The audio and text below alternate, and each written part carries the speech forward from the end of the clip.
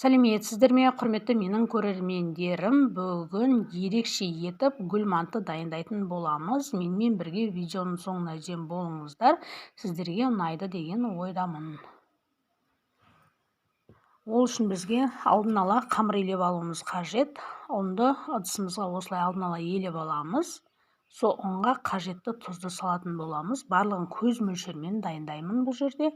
Енді үстіне бөлме температурасында тұрған салқын суды қойып, қасықпен осылай араластырып отырамыз.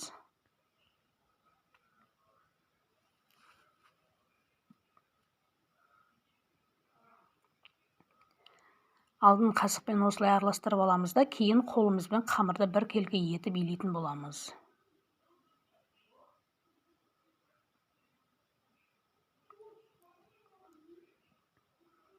Қамырдың арасында түйіршік қалмайтындай етіп илейміз. Міне қамырымыз дайын болды. Қаттылығы осындай болу қажет.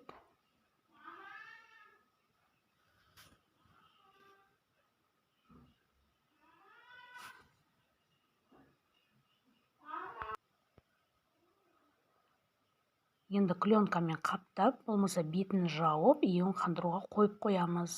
Оған дейін ортасына салатын салмасын дайындайтын боламыз. Ең бірінші пияздың қабығын ашып жуып тазалап, пиязды майда етіп төртбұрыштап турап шығатын боламыз.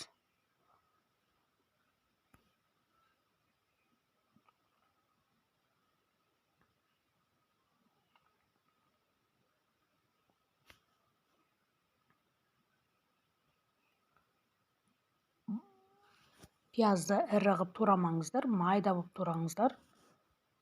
Міне пиязымызды турап болдық.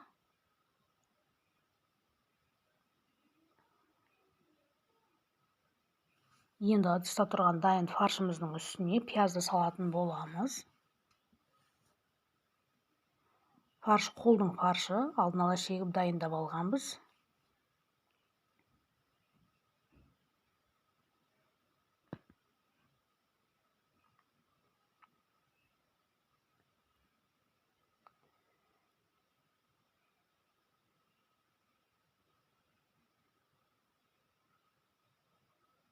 Араластырамыз.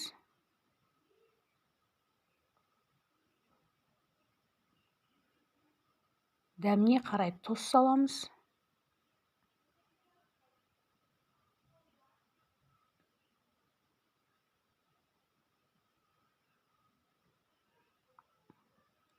Қызыл бұрыш саламыз.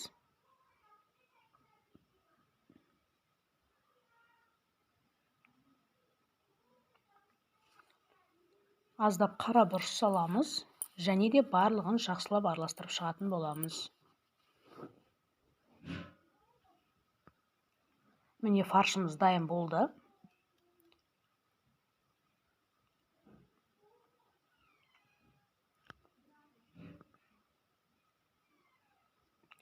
Енді еуі қанып тұрған қамырымызды алып, қамырды жаятын боламыз.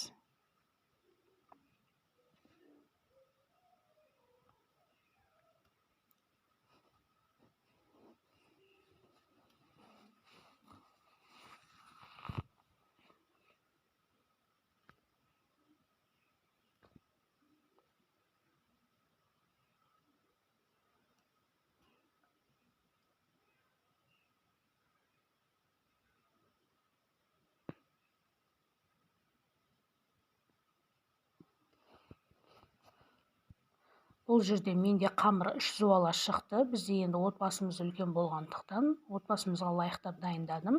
Сіздер енді өздеріңіздің отбасы мүшелеріңізге қарай дайындап илейтін боласыздар қамырды.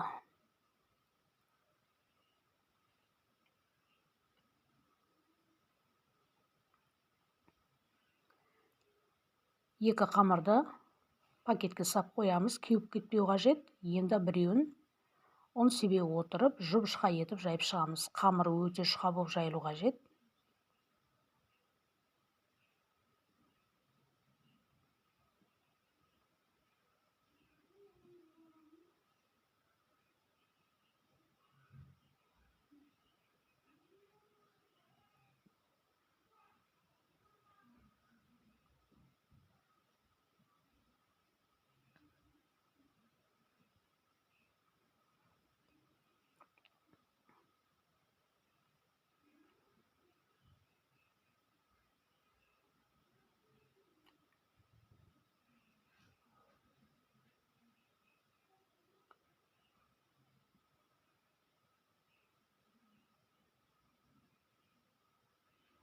Міне қамырымызды жайып болдық. Осы жайып болған қамырды 4-ке бөлеміз. 4 бөлікке бөліп аламыз.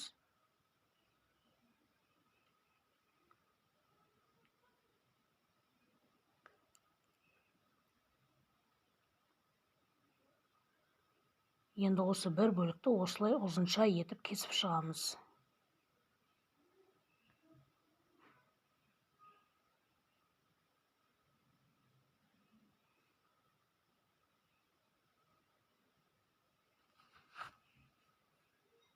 Енді осы кесіп алған қамырдың үстіне фарштарды орналастырып шығамыз ортасына.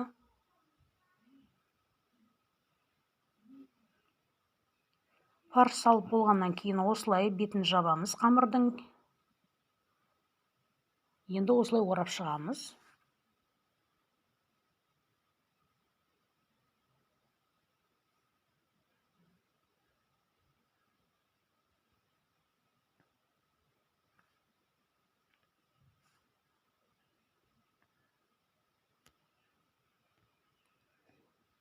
Міне мантыларымызды орап дайындап болдық. Енді табақшаны сұйық маймен майлап, мантыларды орналастырып шығамыз. Отқа кастрөлге су құйып, суды алдын ала қайнатып дайындап қоямыз.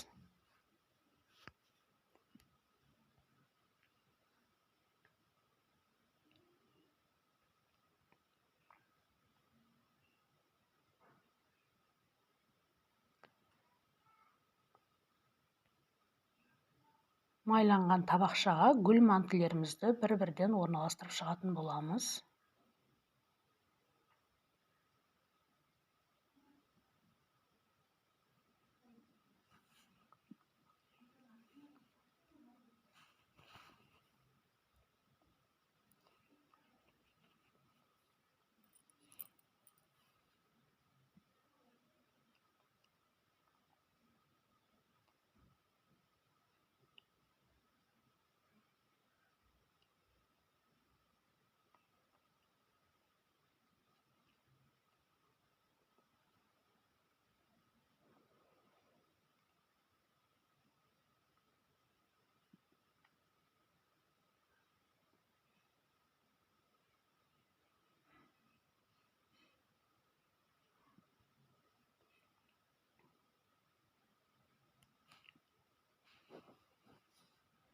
Енді бетін аздап сұйық маймен майлап шығамыз.